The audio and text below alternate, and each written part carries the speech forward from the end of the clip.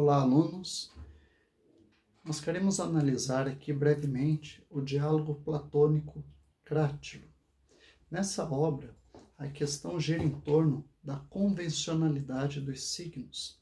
Ou seja, Platão quer saber se existe ou não uma relação entre as palavras e as coisas, entre o signo e a coisa significada, o signo linguístico e a coisa significada. Se há uma relação, essa relação é uma relação natural ou artificial. Por exemplo, se eu pego um objeto qualquer, uma tesoura, eu poderia alterar o nome desse objeto sem ferir a natureza dele?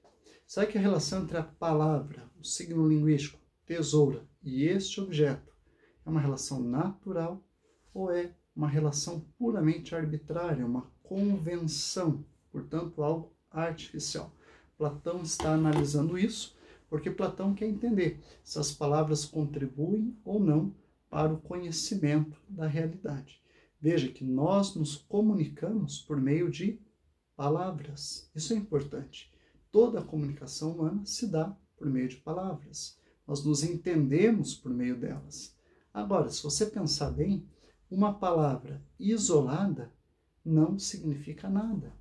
Se eu digo assim, azul, o que isso quer dizer? Nada. Bola, carro, hoje, veja que quando nós isolamos as palavras, elas perdem o poder de comunicação. E isso está intrigando Platão.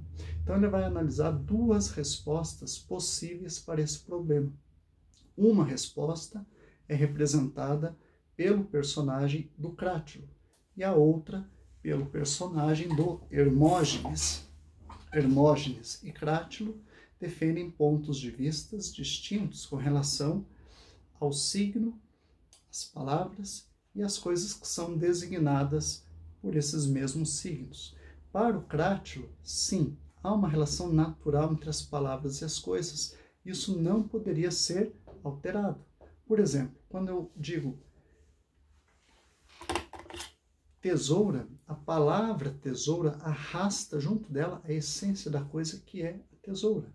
Portanto, é algo que não pode ser violado, deve ser preservado, o que contribui para o conhecimento da realidade. As palavras para o Crátilo contribuem para o conhecimento da realidade, porque elas mantêm uma relação natural com as coisas que elas designam. Não é algo arbitrário, algo contingente. O Hermógenes, por sua vez, ele discorda totalmente dessa posição do Crátilo. Para o Hermógenes, tudo é arbitrário, tudo não passa de uma convenção firmada entre os homens. Nós firmamos, nós convencionamos que isso se chamaria tesoura, mas poderia se chamar qualquer outra coisa.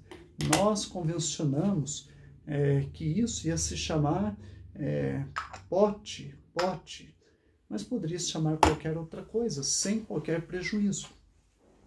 Então, Hermógenes acha que as palavras e a linguagem como um todo não contribuem para o conhecimento da realidade, uma vez que tudo foi designado a partir da vontade do homem. O homem quis chamar a tesoura de tesoura. Portanto, não é possível conhecer a realidade por meio das palavras. Platão analisa essas duas posições, fica num dilema entre elas e, ao término, o Platão ele chega à seguinte conclusão: o naturalismo do Crátilo defende a existência de uma língua originária, a partir da qual todas as demais línguas se originaram. O problema é que se nós procurarmos por essa língua originária, nós nunca vamos encontrar. É muito parecido com aquela ideia. Veja como que o Adão, na tradição judaica cristã, ele nomeou as coisas. Ele nomeou as coisas de acordo com a natureza de cada coisa. Agora, o Platão está ali intrigado. Se eu for procurar essa língua originária, a partir da qual as coisas foram nomeadas de acordo com a essência daquilo que a coisa é, eu nunca vou encontrar. Portanto, é um trabalho em vão. Por outro lado, se eu acredito que o Hermógenes está certo, que tudo é convenção, que tudo é um acordo firmado entre os homens, como que nós firmamos esses acordos se para afirmar os acordos nós já precisávamos estar fazendo uso da linguagem, nós já precisávamos estar nos entendendo anteriormente. Então, o Platão acha que só o convencionalismo também não responde à questão. Ele fica ali no impasse entre o naturalismo e o convencionalismo, entre Hermógenes e entre Cratilo. Por fim, Platão vai dizer assim, olha, o melhor que se pode fazer é ir além das palavras, porque não é por meio delas que nós conhecemos a realidade.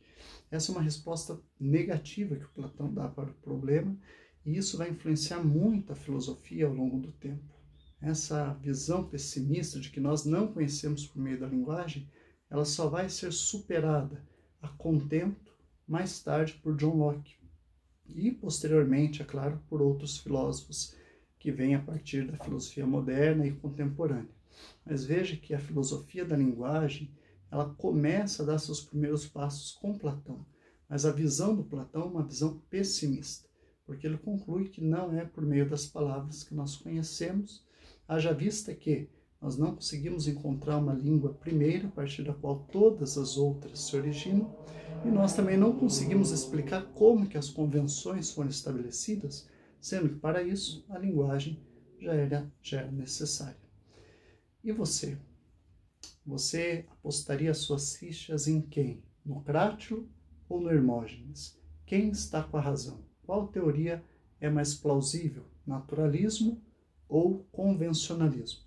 Pensa nisso, faça filosofia e até uma próxima.